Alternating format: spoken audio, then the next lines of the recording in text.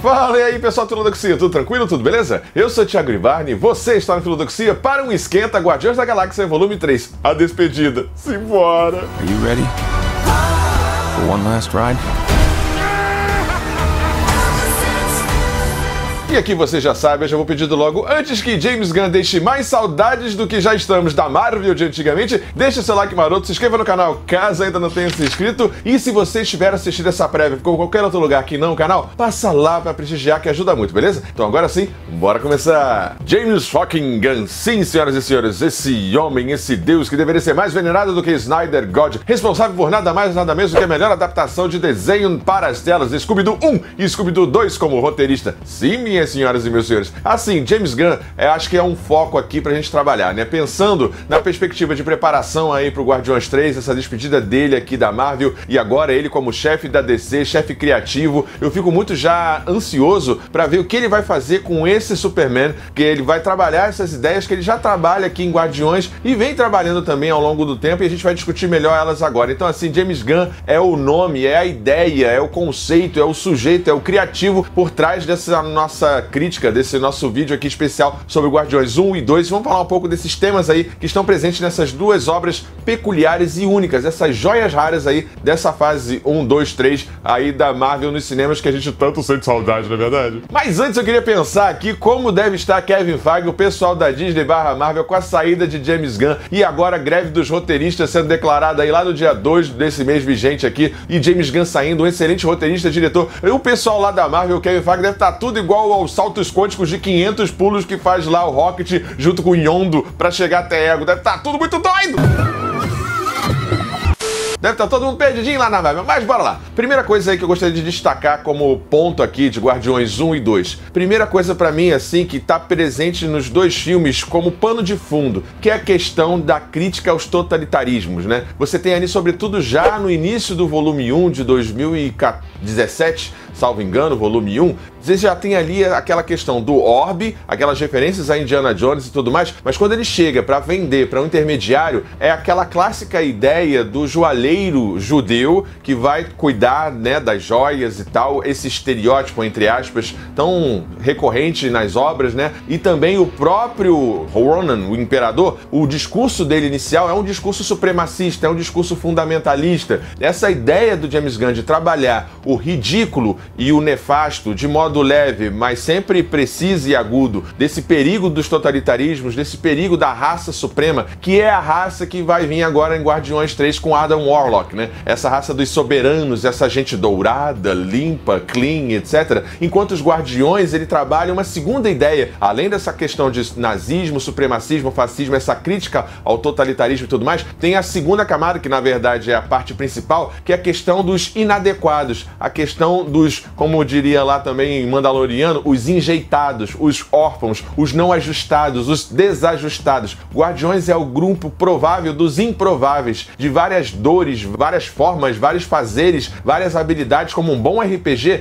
o James Gunn habilita e trabalha muito bem essa noção de você ter vários órfãos. O próprio Rocket, que não tem família e foi criado em laboratório, você tem a Gamora, você tem o próprio Peter Quill, e o Peter Quill aqui, como foco, né, ele me lembra muito, lá no início do primeiro filme, uma dinâmica que é trabalhada recorrentemente, né, em Hollywood, sei lá, por exemplo, num excelente, recomendo aqui, tá no Prime Video, 7 minutos depois da meia-noite, que conta justamente a história de um menino que tem a mãe morrendo de câncer, e dentro desse contexto terapêutico ou autoterapêutico, ele chama um monstro para lhe ajudar nesse processo de perda, luto eminente com relação à morte da mãe. E aqui o Peter Quill tem essa percepção, tem esse trabalho, esse cuidado, desde os quadrinhos, obviamente, que é do cerne do personagem, mas aqui James Gunn faz esse prólogo muito bem no filme inicial e de alguma maneira deixa até a gente pensando, né, que toda a questão dos Guardiões, as galáxias, o pai, as aventuras, como uma espécie de fuga que o próprio garoto faz com relação à morte da mãe, a música como um dispositivo terapêutico e nostálgico para trazer conforto e leveza para esse Senhor das Estrelas, para o Peter Quill. Então assim, tem essa ideia do desajuste dos órfãos e como uma comunidade, uma família pode se formar a partir, não necessariamente de laços consanguíneos, mas de laços afetivos, de escolha e laços traumáticos, como um bom grupo de apoio. Um grupo como Alcoólicos Anônimos, Narcóticos Anônimos, somos. O que nos une é o trauma, o que nos une é a esperança, o que nos une é uma narrativa comum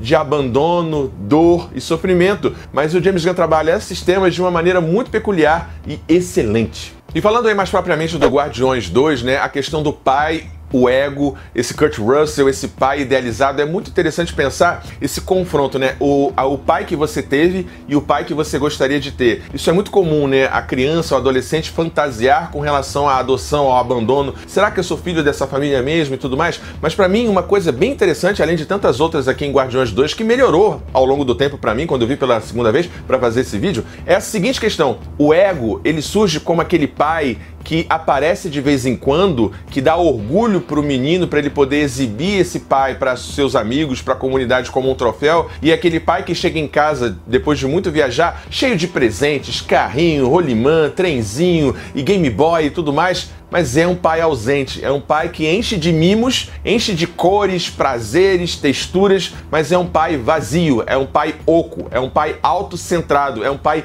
egóico, é um pai narcísico. Olha que imagem interessante, né? Dessa coisa que tem tanto aqui no Brasil, né? Das mães solos, desses abortos paternos, né? De pais que somem e vão embora, tão comum aqui no Brasil. E em Guardiões tem essa noção desse pai que volta e só traz presentes, maravilhas e promessas de poder e tudo mais, mas a custas de quê? Né? De você abandonar a mãe, de você abandonar a família, de você se tornar egóico e narcísico. E isso é algo que tem a ver muito com a jornada do herói do Peter Quill, do Senhor das Estrelas, aqui do Star-Lord, que é essa ideia recorrente, né, nessa visão do herói, que é a questão do sacrifício. E aí entra o Yondu, né, como aquele pai feio, esquisito, grotesco por fora, mas que por dentro controla a flecha, não com a mente, mas com o coração. E o pai, o ego do Peter Quill, é simbolizado por uma grande mente lá no centro do planeta Ego. E o Yondu é simbolizado por um coração selvagem, um coração cru, um coração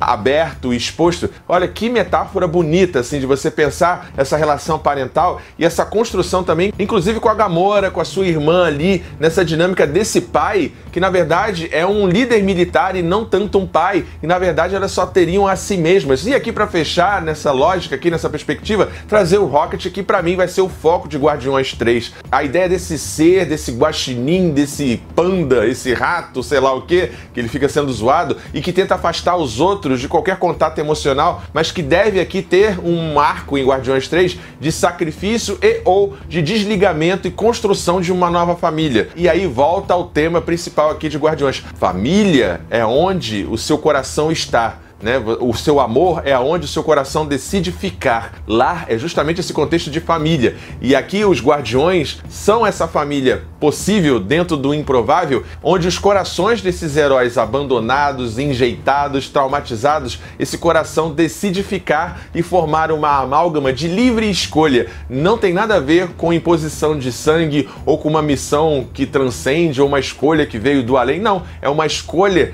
de amar o outro como um irmão, para além de sangue, como uma opção e uma junção, como eu falei lá no início, como uma espécie de grande grupo de apoio que se junta através não só dos traumas, mas também da esperança e dos desejos comuns. Guardiões 1 e 2 é um filme excelente, eu acredito aqui que James Gunn vai fechar muito bem essa trilogia de Guardiões da Galáxia com uma música como uma questão terapêutica, como já diria Schopenhauer e também o nosso poeta aqui brasileiro Ferreira Goulart. A arte existe porque a vida não é suficiente.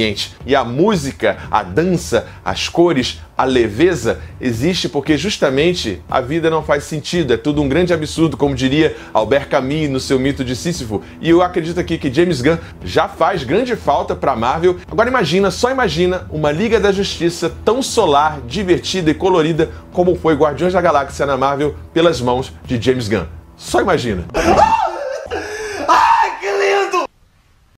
Bom, é isso, pessoal. Eu espero que você tenha gostado desse bate-papo aqui. Esqueci de alguma coisa, de um grande tema, de uma questão em Guardiões 1 e 2. Já assistiu o Guardiões 3? Deixa aí nos comentários, sem spoiler, ou se deixar spoiler, avisa aí, beleza? Então é isso, pessoal. Um grande beijo, um grande abraço e até a próxima, pessoal. Tchau, tchau. Valeu! Ajude o Filodoxia a continuar crescendo. Essa é a nossa chave Pix. Considere o clube de membros e muito obrigado por apoiar o canal. Sem você, ele não seria possível. Muito obrigado sempre.